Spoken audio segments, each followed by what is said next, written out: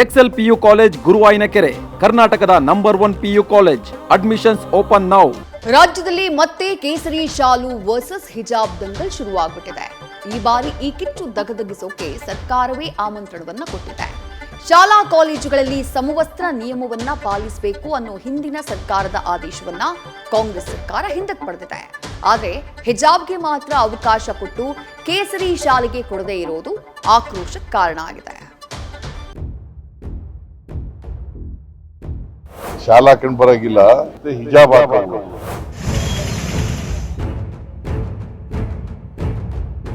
ಹಿಜಾಬ್ ವರ್ಸಸ್ ಕೇಸರಿ ದಂಗಲ್.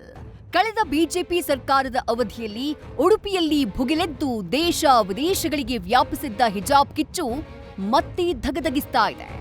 ರಾಜ್ಯ ಸರ್ಕಾರ ಹೊರಡಿಸಿದ ಹೊಸ ಆದೇಶ ಈ ಕಿಚ್ಚಿಗೆ ತುಪ್ಪ ಸುರಿದಿದೆ. ಶಾಲಾ ಕಾಲೇಜಿನಲ್ಲಿ ಹಿಜಾಬ್ಗೆ ಅವಕಾಶ, ಕೇಸರಿ ಶಾಲು ಬ್ಯಾನ್. ಸರ್ಕಾರದ ಆದೇಶದಿಂದ ಮತ್ತೆ ಕೇಸರಿ ಶಾಲು ವರ್ಸಸ್ ಹಿಜಾಬ್ ದಂಗಲ್.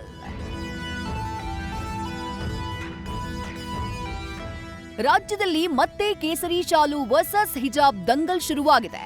ಈ ಬಾರಿ ಈ ಕಿಚ್ಚಿಗೆ ಸರ್ಕಾರವೇ ಆಮಂತ್ರಣ ಕೊಟ್ಟಿದೆ. ಹಿಂದಿನ ಬಿಜೆಪಿ ಸರ್ಕಾರ ಶಾಲಾ ಕಾಲೇಜುಗಳಲ್ಲಿ ಜಾರಿಗೊಳಿಸಿದ್ದ ವಸ್ತ್ರ ಸಂಹಿತೆ ನಿಯಮವನ್ನ ಕಾಂಗ್ರೆಸ್ ಸರ್ಕಾರ ತೆಗೆದುಹಾಕಿದೆ.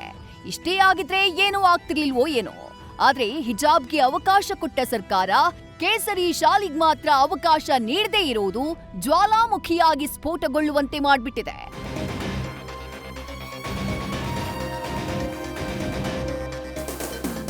ಅದ್ಯಾವಾಗ ಕಾಂಗ್ರೆಸ್ ಸರ್ಕಾರ ನಿನ್ನೆ ಹಿಜಾಬ್ಗೆ ಅವಕಾಶ ನೀಡಿ ಕೇಸರಿ ಶಾಲೆಗೆ ಅನುಮತಿ ನೀಡಲಿಲ್ವೋ, ಹಿಂದೂ ಪರ ಮುಖಂಡರು, ಬಿಜೆಪಿ ನಾಯಕರ ಕಣ್ಣು ಕೆಂಪಗಾಗಿಸಿದೆ.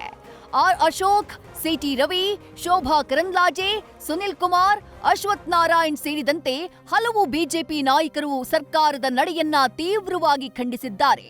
ಹೊಸ ಮಾರ್ಗಸೂಚಿ ಪ್ರಕಾರ ವಿದ್ಯಾರ್ಥಿಗಳು ಸಮವಸ್ತ್ರದ ಜೊತೆಗೆ ಹಿಜಾಬ್, ಪೇಟ, ಜನಿವಾರ, ಶಿವದಾರ, ರುದ್ರಾಕ್ಷಿ ಸೇರಿ ಹಲವು ಸಾಂಪ್ರದಾಯಿಕ ಸಂಕೇತಗಳನ್ನ ಧರಿಸಬಹುದು.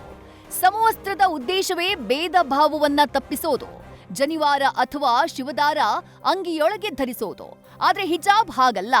ಕಾಂಗ್ರೆಸ್ ಮುಸ್ಲಿಮರ ಓಲೈಕೆಗೆ ಮುಂದಾಗಿದೆ ಅಂತ ಹೇಳಿ ವಾಗ್ದಾಳಿಯನ್ನ ಮಾಡಿದ್ದಾರೆ. ಮಾತ್ರವಲ್ಲ, ಸರ್ಕಾರ ಕೂಡಲೇ ಆದೇಶವನ್ನ ಹಿಂಪಡಿಬೇಕು ಅಂತ ಹೇಳಿ ಆಗ್ರಹಿಸಿದ್ದಾರೆ. ಶಾಲಾ ಕಾಲೇಜುಗಳಲ್ಲೂ ಕೂಡ ಹಿಂದೂಗಳು ಮುಸಲ್ಮಾನರು ಅಂತೇಳಿ ಬೆಂಕಿ ಹಚ್ಚುವಂತ ಕೆಲಸಕ್ಕೆ ಇವತ್ತೇನು ಕಾಂಗ್ರೆಸ್ ಸರ್ಕಾರ ಕೈ ಹಾಕಿದೆ. ಇದಕ್ಕೆ ಬರೋ ದಿನ ರಾಜ್ಯದ ಜನ ಇದಕ್ಕೆ ಉತ್ತರವನ್ನ ನೀಡ್ತಾರೆ. ಅಲ್ಪಸಂಖ್ಯಾತರನ್ನ ಖುಷಿ ಪಡಿಸೋದಕ್ಕೆ ಯಾವ ಮಟ್ಟಕ್ಕೂ ಕೂಡ ಹೇಸೋದಿಲ್ಲ ಈ ಕಾಂಗ್ರೆಸ್ ಸರ್ಕಾರ ಅನ್ನೋದನ್ನ ತೋರಿಸ್ಕೊಟ್ಟಿದ್ದಾರೆ. ಇನ್ನು ಹಿಜಾಬ್ಗೆ ಅನುಮತಿ ನೀಡಿದ ಕಾಂಗ್ರೆಸ್ ಸರ್ಕಾರದ ವಿರುದ್ಧ ಕೇಂದ್ರ ಸಚಿವ ಎಚ್.ಡಿ. ಕುಮಾರಸ್ವಾಮಿ ಕೂಡ ಕೆಂಡುವಾಗಿದ್ದಾರೆ. ಉಪಚುನಾವಣೆಯಲ್ಲಿ ದಾವಣಗೆರೆ ದಕ್ಷಿಣದಲ್ಲಾಗಿದ್ದನ್ನ ನೋಡಿ ಈ ನಿರ್ಧಾರವನ್ನ ಮಾಡಿದ್ದಾರೆ. ಮುಸ್ಲಿಂ ಸಮಾವೇಶಕ್ಕೆ ಹೆದರಿ ಈ ತೀರ್ಮಾನವನ್ನ ಕೈಗೊಂಡಿದ್ದಾರೆ. ಕೋರ್ಟ್ನಲ್ಲಿ ಇನ್ನೂ ಪ್ರಕರಣ ಇರುವಾಗ ಸ್ಟೇ ವೆಕೇಟ್ ಆಗದೆ ಹೇಗ್ ಮಾಡ್ತಾರೆ ಹೀಗೆ ಅಂತ ಹೇಳಿ ಗುಡುಗಿದ್ದಾರೆ. ಇವತ್ತು ಅದು ಯಾವುದೋ ಮೊನ್ನೆ ಎಕ್ಸಾಮ್ ಓದಂತ ಒಬ್ಬ ವ್ಯಕ್ತಿಗೆ ಜನಿವಾರ ತೆಗೆಸಿದ್ರು ಅಂತ ಹೇಳಿ ಒಂದು ರಾಜಕೀಯ ಮಾಡಿಸಿ ಈಗ ಅದನ್ನೇ ಮುಂದಿಟ್ಟುಕೊಂಡು ಇವತ್ತು ಎಲ್ಲ ರೀತಿಯಲ್ಲಿ ಏನೋ ನೆನ್ನೆ ಒಂದು ಹೊಸದಾಗಿ ನೋಟಿಫಿಕೇಶನ್ ಹೊರಡಿಸೋರೆ. ಬಹುಶಃ ಹೈಕೋರ್ಟು ಸುಪ್ರೀಂ ಕೋರ್ಟು ತೀರ್ಪು ಕೊಟ್ಟಿದ್ದಲ್ಲ, ಆ ತೀರ್ಪಿನ ವೆಕೇಟ್ ಆಗಿದೆಯೋ ಇಲ್ಲೋ ಗೊತ್ತಿಲ್ಲ ನನಗಿನ್ನೂ, ತಿಳ್ಕೋಬೇಕಾದ್ರ ಬಗ್ಗೆ. ಅದನ್ನು ವೆಕೇಟ್ ಮಾಡಿಸ್ದೆ ಸರ್ಕಾರ ಯಾವ ರೀತಿಯಲ್ಲಿ ಇದನ್ನು ನೆನ್ನೆ ಘೋಷಣೆ ಮಾಡಿದ್ರು ನನಗೆ ಅದೇ ಆಶ್ಚರ್ಯ. ಇಷ್ಟು ದಿವಸ ಏನು ಮಾಡ್ತಾಯಿದ್ರು? 3 ವರ್ಷ ಆಯ್ತಲ್ಲ ಸರ್ಕಾರ ಬಂದು, ಅದಕ್ಕೆ ಎದುರ್ಕೊಂಡು ಈಗ ಮಾಡವ್ರೆ ಏನೋ ಒಂದು ತೋರಿಸೋದಕ್ಕೆ. 3 ವರ್ಷದಿಂದ ಏನು ಮಾಡ್ತಾಯಿದ್ರು? ಇನ್ನು ರಾಜ್ಯ ಸರ್ಕಾರ ಹಿಜಾಬ್ಗೆ ಒಪ್ಪಿಗೆ ನೀಡಿದ್ದಕ್ಕೆ ರುಪ್ಸಾ ಕೂಡ ಅಸಮಾಧಾನ ಹೊರಹಾಕಿದೆ. ಇದೇ ವೇಳೆ ಸರ್ಕಾರ ಅವಕಾಶ ನೀಡಿದ್ದನ್ನ ವಿರೋಧಿಸಿ ರಾಮನಗರದಲ್ಲಿ ಶ್ರೀರಾಮ ಸೇನೆ ಪ್ರತಿಭಟನೆಯನ್ನ ಮಾಡಿದೆ. ಕನಕಪುರದ ಚನ್ನಬಸಪ್ಪ ಸರ್ಕಲ್ನಲ್ಲಿ ಸರ್ಕಾರದ ಆದೇಶದ ಪ್ರತಿಯನ್ನ ಹರಿದು ಹಾಕಿ ಪ್ರತಿಭಟನಾಕಾರರು ಆಕ್ರೋಶ ವ್ಯಕ್ತಪಡಿಸಿದ್ರು. ಆದೇಶ ಹಿಂಪಡೆದೇ ಇದ್ರೆ ಉಗ್ರ ಹೋರಾಟದ ಎಚ್ಚರಿಕೆಯನ್ನ ನೀಡಿದ್ದಾರೆ. ರಾಜ್ಯ ಸರ್ಕಾರ ಈ ಕೂಡಲೇ ಈ ಸುತ್ತೋಲೆಯನ್ನು ಹಿಂಪಡೆದುಕೊಳ್ಬೇಕು. ಇಲ್ಲ ಅಂತ ಹೇಳಿದ್ರೆ ನಾವು ರಾಜ್ಯ ಉಚ್ಚ ನ್ಯಾಯಾಲಯದ ಮೆಟ್ಟಿಲೇರಿ ಸರ್ಕಾರಕ್ಕೆ ಛೀಮಾರಿ ಹಾಕ್ಸ್ಬೇಕಾಗತ್ತೆ ಅಂತೇಳಿ ಶ್ರೀರಾಮ ಸೇನೆ. ಇಷ್ಟೆಲ್ಲ ಆಕ್ರೋಶ ವ್ಯಕ್ತವಾದ್ರೂ ಸಿಎಂ ಸಿದ್ದರಾಮಯ್ಯ ತಮ್ಮ ನಿರ್ಧಾರಕ್ಕೆ ಬದ್ಧವಾಗಿದ್ದಾರೆ. ಶಾಲೆ ಕಾಲೇಜುಗಳಲ್ಲಿ ಜನಿವಾರ, ರುದ್ರಾಕ್ಷಿ, ಶಿವದಾರ, ಹಿಜಾಬ್ ಹಾಕೊಳ್ಬಹುದು, ಆದ್ರೆ ಕೇಸರಿ ಶಾಲು ಹಾಕಿ ಬರುವಂತಿಲ್ಲ ಎಂದಿದ್ದಾರೆ.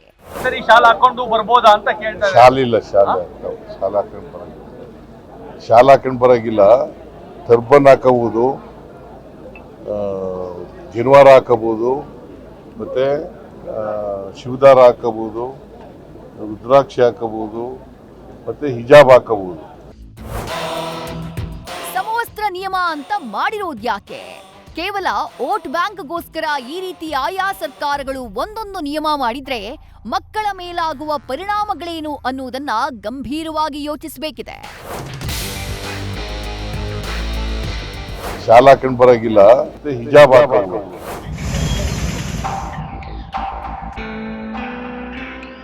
News first bureau. News first ನಿರ್ಭೀತಿಯಿಂದ ನಿಮ್ಮ ಪರವಾಗಿ.